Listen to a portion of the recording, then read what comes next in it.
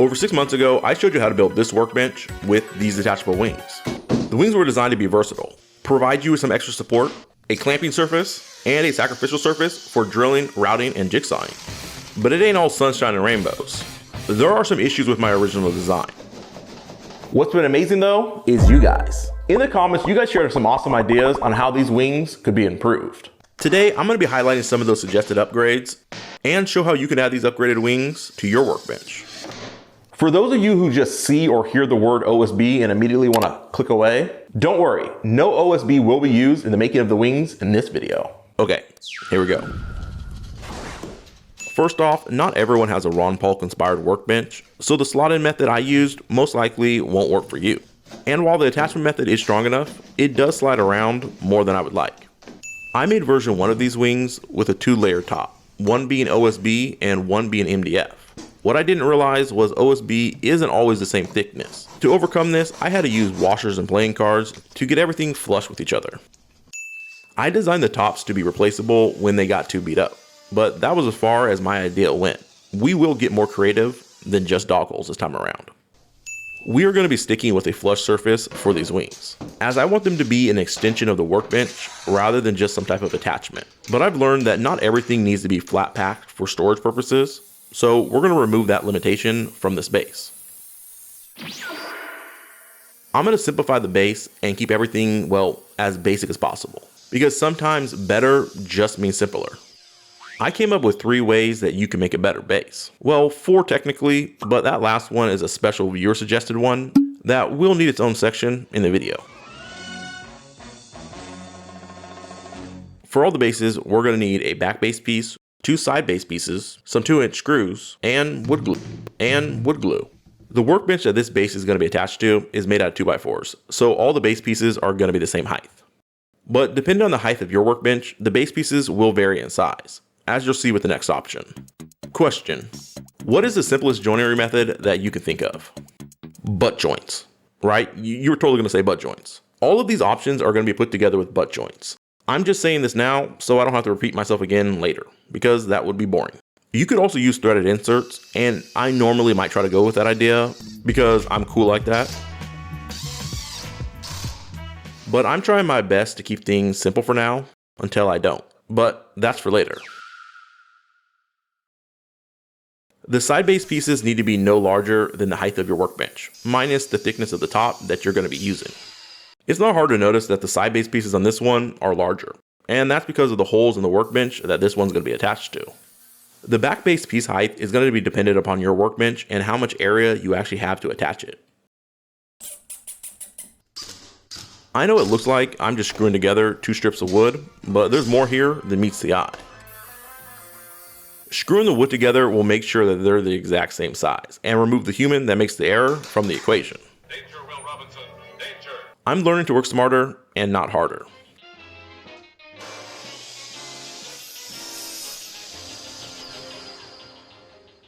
Here's where that 4th piece comes in.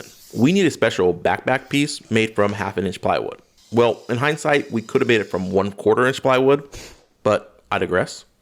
So technically, sort of, there is 2 back base pieces for this one. Make sure to keep everything screwed together until you attach that front back base piece to the side base pieces. But be careful not to attach the back piece, as this piece will be attached to the workbench. The back piece is mainly just for alignment. A blank top, a few straight boards, and a bunch of clamps will help you figure out the location to screw the base to the workbench.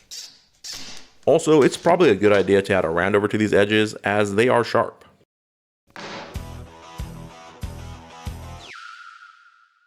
This option is going to be attached to the 2x4 bench, so all the base pieces are going to be the same height. But with one difference. We need to rip off 1 inch from the back base piece. This option's official name is the butt joint cleat, or butt cleat for short. The name will make sense in a little bit. Semi-pro tip: super glue can be used as a clamp.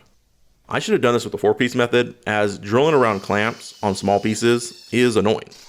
I was going to drill some dowel holes for this part, but then thought, why? I really want to overcomplicate things, but there's no need to. Again, in hindsight, A 3/4 inch piece of plywood for the bottom piece is probably poor planning on my part. A 1/4 inch sheet of plywood would have been just fine and stuck out way less. Because this bottom piece, just like the backpack piece, is only for alignment. Now that you have your base figured out, how you want to attach it is the next course of action. Let's just jump in. There's 3 ways you can do this. Permanently, with clamps, or with clamps, but in a better way. The permanent option is pretty simple, and doesn't require much of an explanation. With the benefit of hindsight, a modified truss head screw or a panhead screw would have been a better option here, as they probably would provide more holding strength than the countersunk screws that I used. Pay no attention to the crooked screws.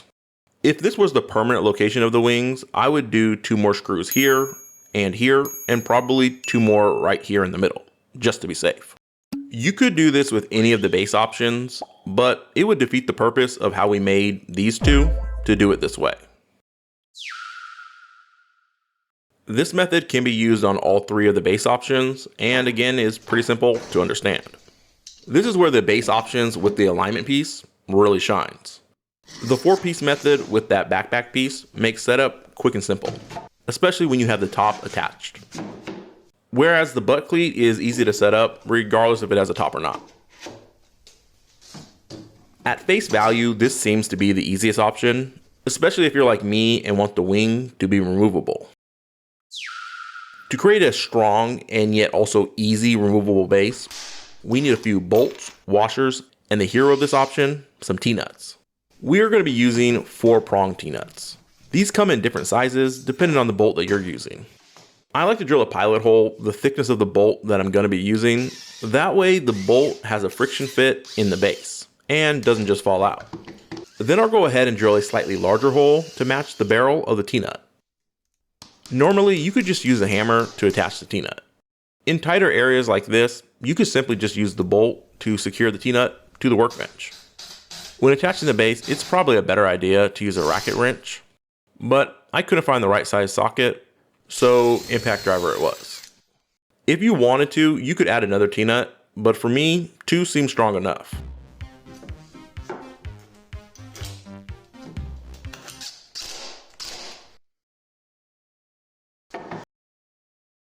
Quick side note, if you have a solid workbench top or don't have access to the inside or back of your workbench, you can use these T-nuts on the face of a workbench.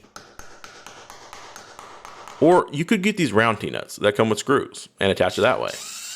The whisk screw method would be my preferred option. What are other ways that we could attach these bases to the workbench? Let me know in the comments. First, we're going to go ahead and lose the 2-layer top and just do 1. After using the wings for a while, I just find that 2 just seems to be completely unnecessary.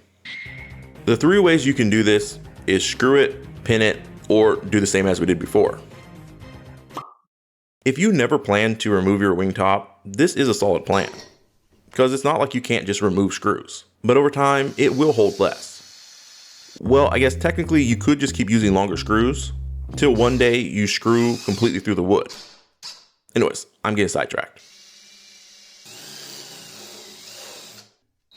For this option, you can just eyeball the screw placement if that's how you want to roll.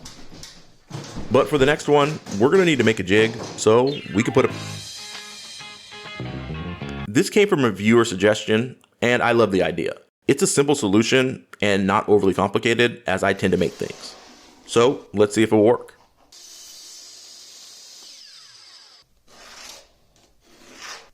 Once again, in hindsight, adding the pin locations would be better to do before you actually screw together all the base pieces.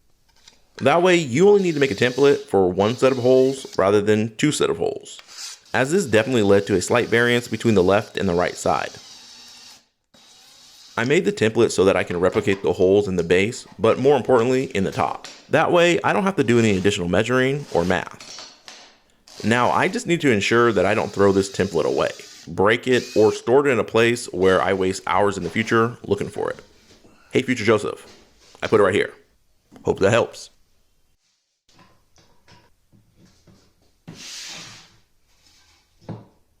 The pins work and they do exactly what they're supposed to do. Hold the top to the base. However, I would say probably don't clamp anything to this top. Now, I use metal shelf pins because it's about time I use them, as I don't remember why I bought them in the first place. But wooden dowels would also work, and if you cut into them, it would create less of a problem.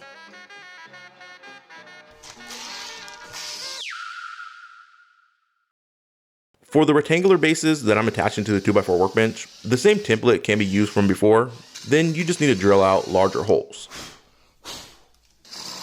By removing the 2-layer top, the threaded insert method is so much better. I'm no longer having to shim everything to get everything flush with each other. Personally, threaded inserts are still my #1 choice.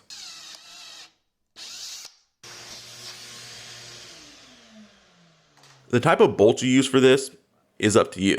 I prefer a flathead bolt, but a countersink bolt does require less surface area on the worktop.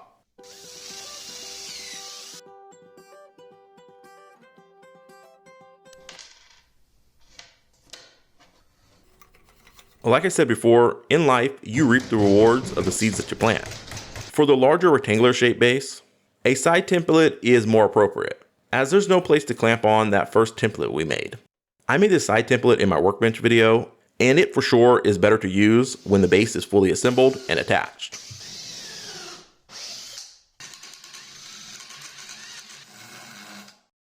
Now, there is a downside to the side template, and that's when you're trying to add holes to the top. But a simple tool like these dowel centering pins will help us figure out where we need to drill the holes for the top.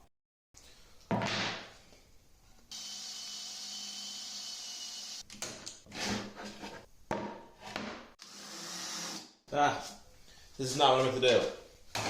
When making my workbench, I had my CNC pre-drill out holes. I then learned that a Forstner type bit doesn't really work when the hole is already drilled.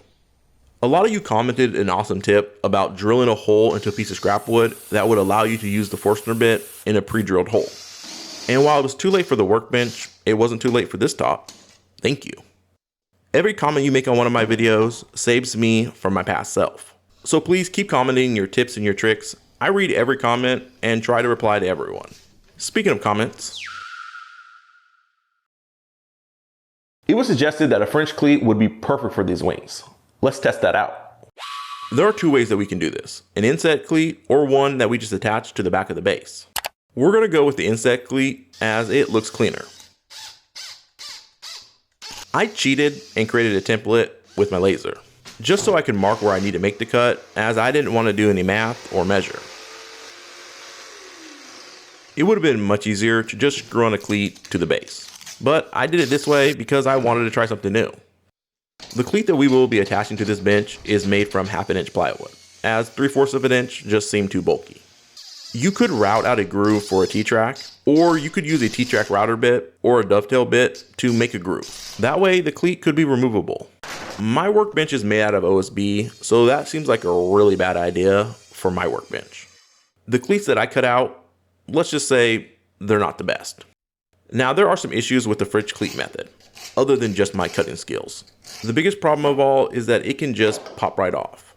I'm what you would call a not even close to being professional, but I actually surprisingly planned for this. I purposely left the French cleat area a little big. That way I could add a strip of wood to help hold the side base pieces in place. Now, if this isn't enough security for you, because I know that I'm insecure about it, here are 3 ways that you can further secure the base. Notch out an area to add a clamp. Attach a bracket to add a clamp.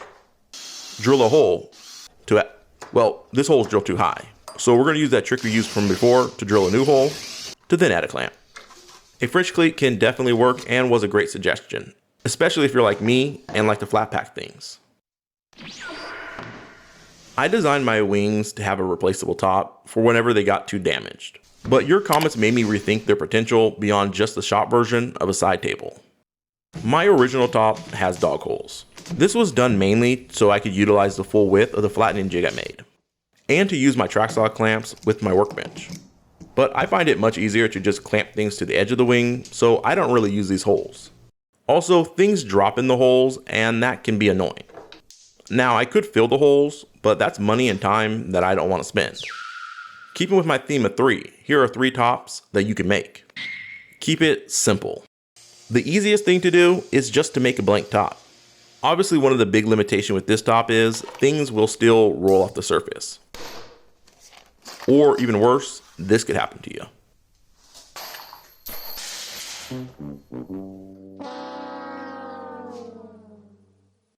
Tray yourself. The wife went to the local Not a Dollar No More store and got these drawer organizers. Now I could just leave these on the surface, but then we're right back to the issue from before. This gives me the perfect excuse to try something that I've never done before. Well, I've done something similar to this, but normally I cheat and use my CNC. But you definitely do not need a CNC for this. This is what small projects like this are great for. Trying out new things to give yourself experience for bigger ideas that you have in the future. If I haven't said it before, let me say it now. You should make friends with templates.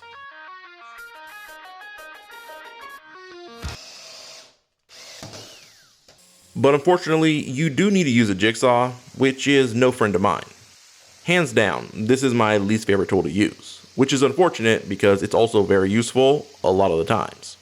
Where the router in the same hand is one of those tools that makes it look like you know what you're actually doing, especially when you partner with the router bit that includes a bearing.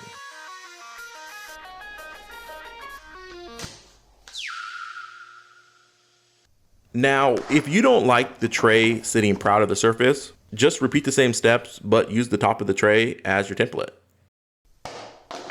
Then use a shorter router bit to create a lip.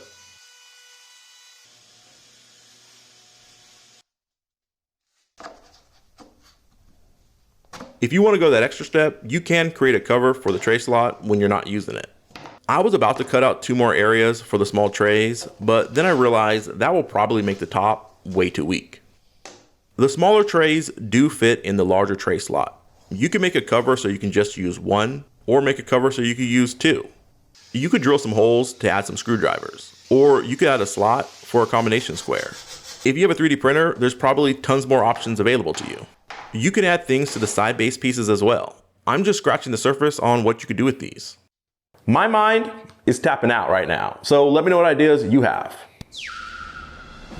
This is the holy grail of an idea that I cannot believe I didn't think of. A router table. But the moment I read these comments, my eyes were open. Now I'm gonna admit up front, I am 100% gonna cheat on this one. I can tend to get a little wobbly with the stock router base. So I need a new base that gives me more control and that gives me the ability to route out a larger area.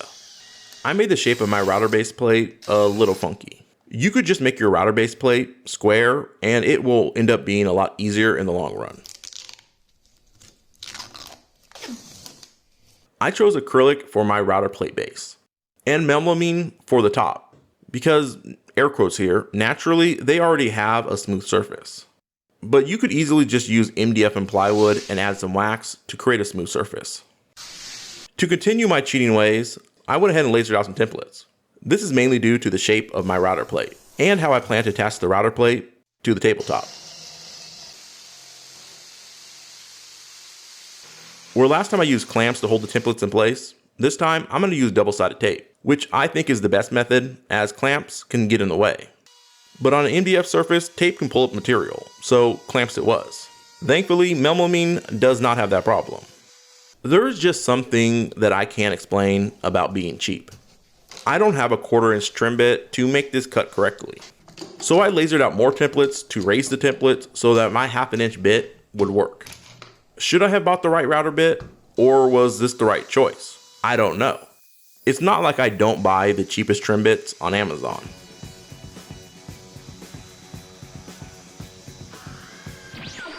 So I did all of that just for the router bit to slip on me and cut deeper than I wanted it to. My second go around was not as easy as the first, but the Lord saved me from myself on this one. All I needed was one of the templates that I've already cut out to act as a spacer to make up the difference. Now, if you want to skip this fun and hit the easy button, I wouldn't blame you, but that means you're going to have to spend some money. Craig sells these precision router table insert plates, so you can skip trying to create a lip for your router plate.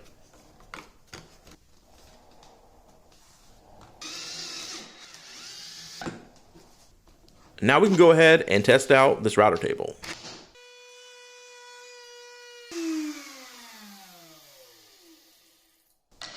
Oh, okay. We are definitely going to need some dust collection. Back to the scrap pile.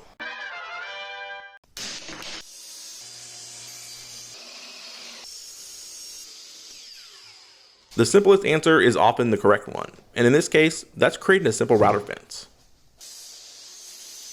I have a Syntec hose system, so I'm going to be making my router fence around that. I love it when a plan comes together.